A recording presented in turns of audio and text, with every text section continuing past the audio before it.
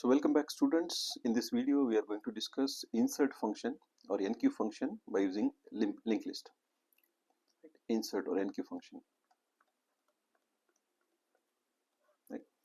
We have seen the steps of insertion in the last video. The steps are: first create, let's assume that the queue is already created in main function.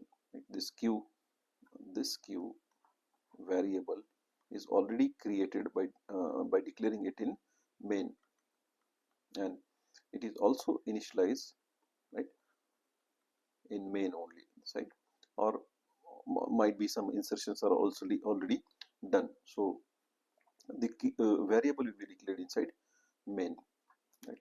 So what we are going to do in enqueue, we are going to create a new node we are going to create, and we are going to insert that new node in the queue which is already there, right? So this queue's address will be passed to us, and the number to be inserted in the queue will be passed to us, right? What are the two things? If I show enqueue, I'll pass the address of this queue by saying and queue, comma, the number which I want to insert inside the queue, right? So that is my call. So this is void enqueue. So what we are getting address of this queue type variable. So I need a pointer here, struct queue star p, and then I am getting one integer variable. I'll need integer variable here also. So first things first, I need to create a node. I need to create this. These nodes are created dynamically by using malloc. This is called as dynamic memory allocation, right? So this node will be created dynamically by demanding memory. So I'll need a pointer here. I'll declare that pointer, let's say, for pointing to the memory, right? Pointing to the memory which we are going to demand.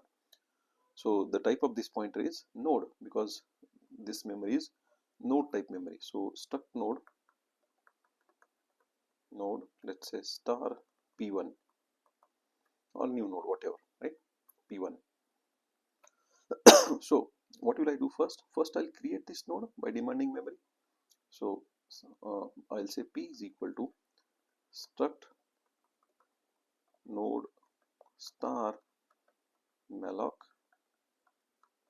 size of struct node.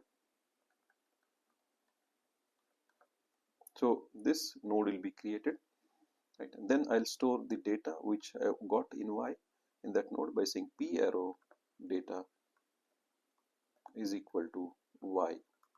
So let's say in y I got 10, I store 10 here. Then I'll set this next pointer to null by saying p arrow next is equal to null, right? So this will create this node. It's a perfect node will be created. So let me make it. So this node will be created here.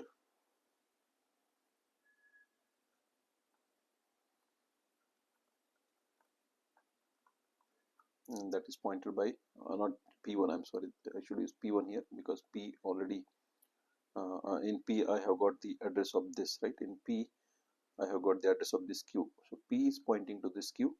When I make this call, I'm sending address of this queue which is there in p. So p is pointing to this queue, and then p1 I'll use to create this memory, demand this memory. P1 is pointing to that, right? So p1, this is p1. My bad here, you please note these changes.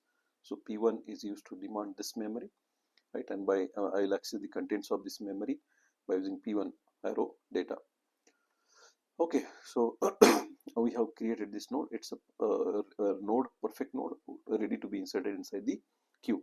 Now for inserting this node inside the queue, we have two situations, or two scenarios. First is the queue is empty, right? Which is this scenario, right? I'll check is queue empty. If, how will I check whether the queue is empty or not? Simply check value of r, right? So if p arrow, or call empty function which you wrote, p arrow rear equal to p arrow r equal to null, that means queue is empty. If queue is empty, what should I do? I should set r and f both through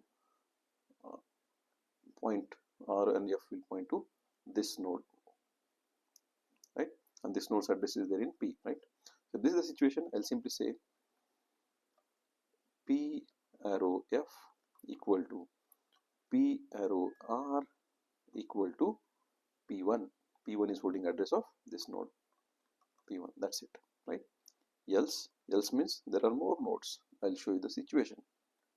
Right? The another situation is, this is our queue to which P is pointing, F is here, R is here, and there are some nodes inside the queue.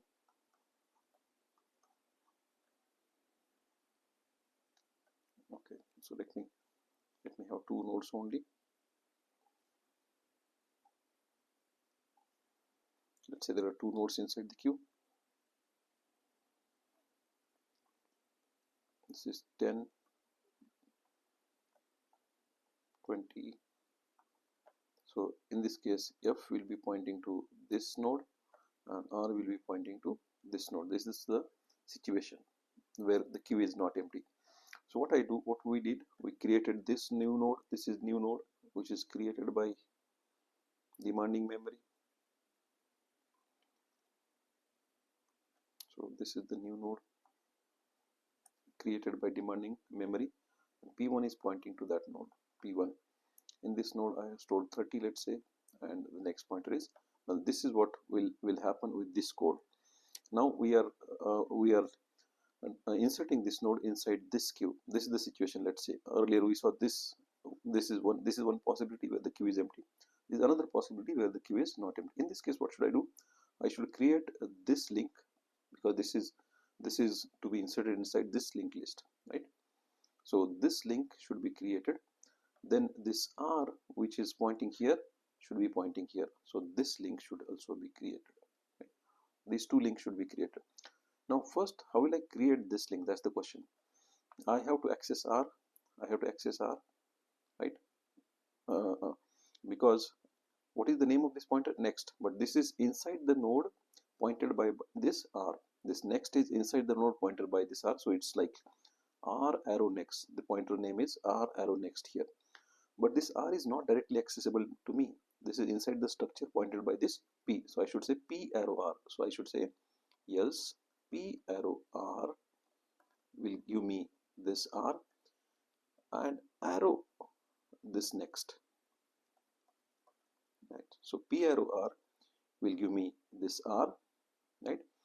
And then this R is pointing to this structure. Inside this structure, that's why arrow, because this P arrow R is a pointer. R is a pointer, but I am using P because this P is pointing to this structure. So in order to access R, I need to use P. P arrow R, right, will give me access to this. And this is a pointer now. This is as good as a pointer name. It's a pointer name. Right? And by using this pointer, I am entering inside this structure. So arrow operator. And inside this structure, what I want to access, this next, right? And what I want to give it, I want to give the address of this node. Who is holding the address of this node? P1. So P1 is holding. So P1's value I'll give here. So P1. Right? So now this link will be created. Now I have to create this link. How will I create this link? Right? I want to break this link. I want to point this R here. Right?